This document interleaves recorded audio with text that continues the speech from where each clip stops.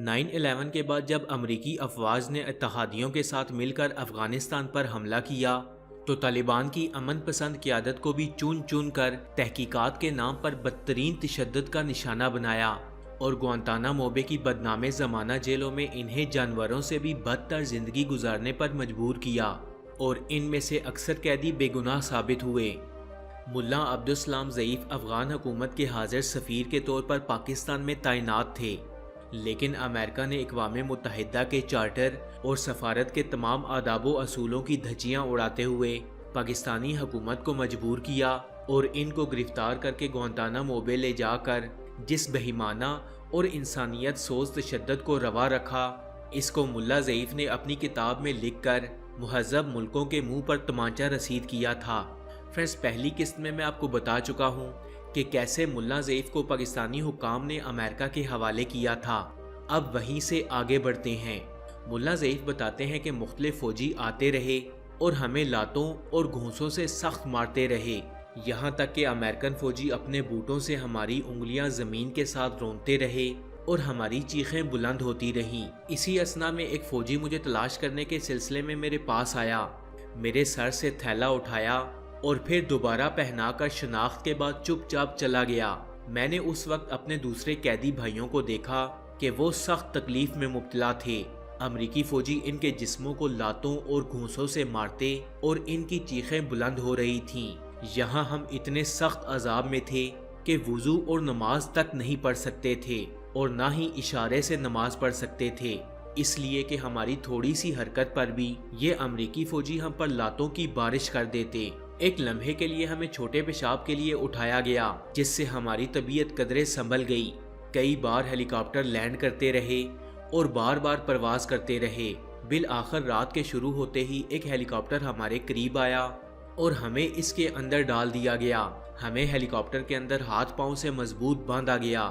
اس طرح کے ڈبل پٹے ہمارے سینوں اور رانوں کے اوپر لپیٹ کر ہیلی کاپٹر کے دوسرے حصوں سے مضبوط باندھ دیا گیا۔ ایسے میں ہم نیم لیٹے اور نیم بیٹھے ہوئے تھے، نہ صحیح طرح لیٹ سکتے تھے اور نہ ہی صحیح طرح سے بیٹھ سکتے تھے۔ ریڑھ کی ہڈی میں شدید تکلیف ہو رہی تھی اور سانس گھٹ رہا تھا، لیکن صبر کے سوا کوئی راستہ نہ تھا۔ اگر ہم ایک دوسرے کے ساتھ سہارا لیتے تو وحشی فوجی اپنے بوٹوں کے ساتھ ہمیں مارتے۔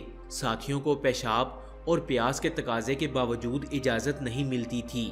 کوئی ترجمان بھی نہ تھا، اگر تھا بھی تو وہ فوجیوں کے ساتھ ملا ہوا تھا۔ راستے میں 2 جگہ ہیلی کاپٹر اترا اور پھر اڑان بھری۔ کافی دیر بعد ہیلی کاپٹر ایک جگہ اترا اور یہ بگرام ایئرپورٹ تھا۔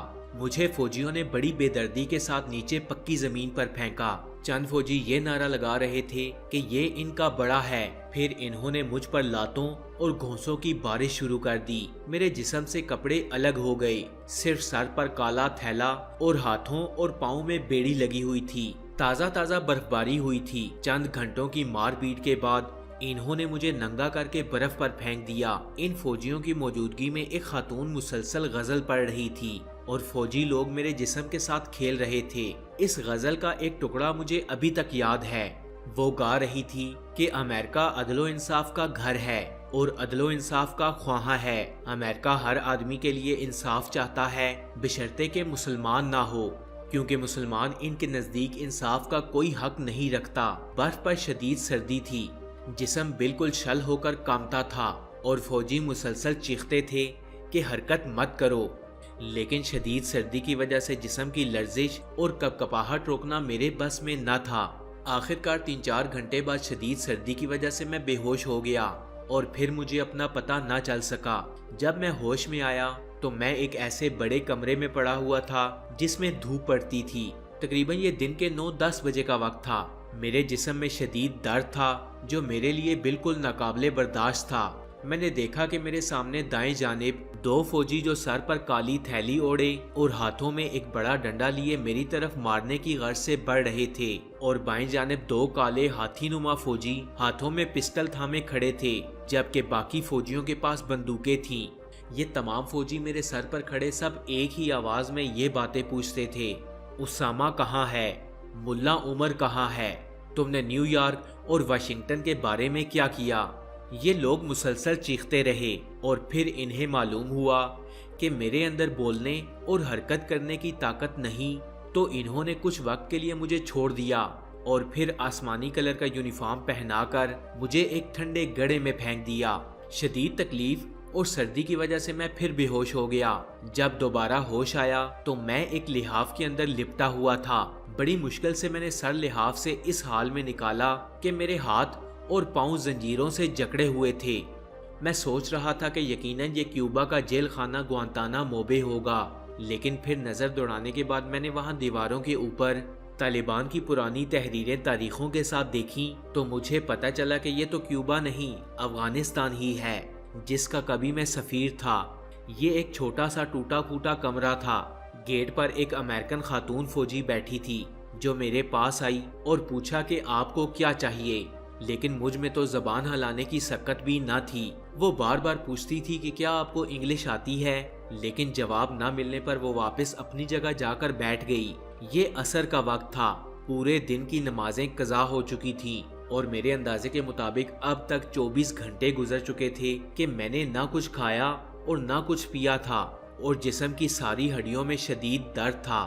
میرے سر اور کندھوں کو فوجیوں نے تشدد کر کے توڑ دیا تھا۔ میرا چہرہ خون سے سرخ تھا اور میں بڑا پریشان تھا کہ اور مزید کیا ہوگا۔ رات آن پہنچی، جنریٹر سٹارٹ ہوا اور کمرے کے اندر ایک بلب روشن ہوا۔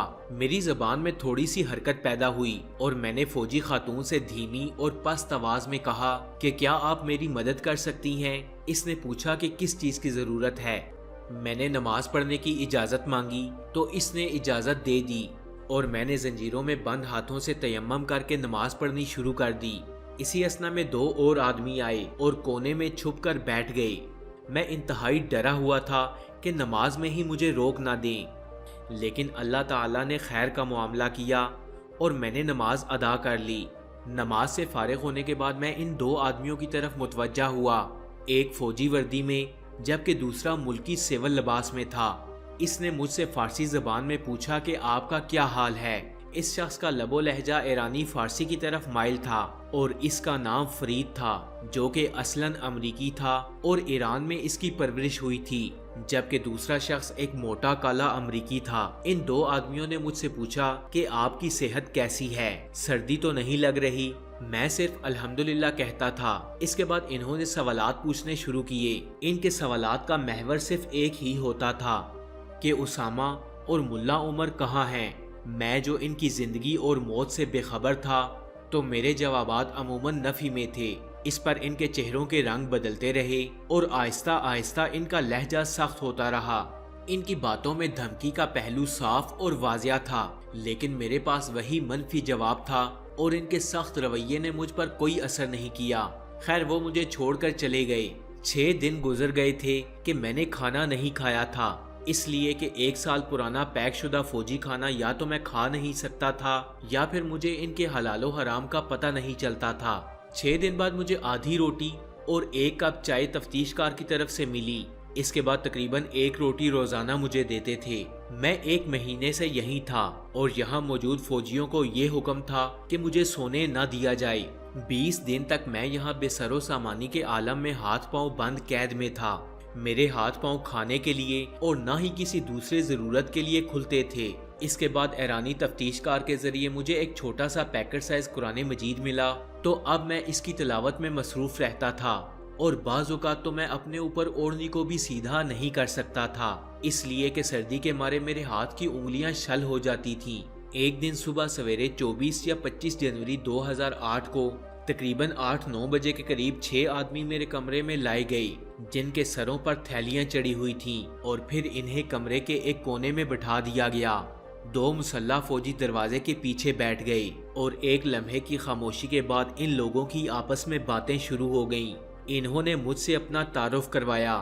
ان 6 لوگوں کے نام یہ تھے: سالم سکر، سلمان یمنی، شیخ فیض کویتی، شمیر الجزائری، طارق محمد اور قاسم حلیمی۔ 3 دن تک یہ لوگ میرے ساتھ رہے اور 3 دن بعد ہم سب کو ایک اور جگہ منتقل کیا گیا۔ امریکن فوجی حلیمی صاحب کو تفتیش کے لیے لے گئے اور ہم سب نے عشاء کی نماز پڑھی۔ اس کے بعد فوجی آئے اور ہمیں نیچے کمرے میں لے گئے۔ تقریباً 20 کے قریب قیدی یہاں پہلے سے موجود تھے، جن کے ہاتھ پاؤں और सर मजबूती से बांधे गए थे, जो कि किसी और जगह मुंतकली की इलामत थी।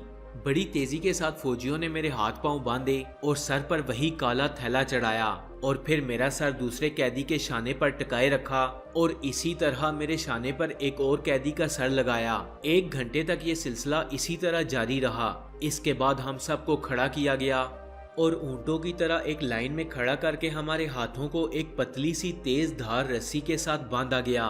फौजी रस्सी दाएं से बाएं खींचते तो कैदियों की चीखें दर्दो तकलीफ के मारे आसमान से बातें करती, इसलिए कि रस्सी इनके बार बार मुख्तलिफ सिमतों में खींचने से इन कैदियों के हाथों के अंदर घुस जाती थी।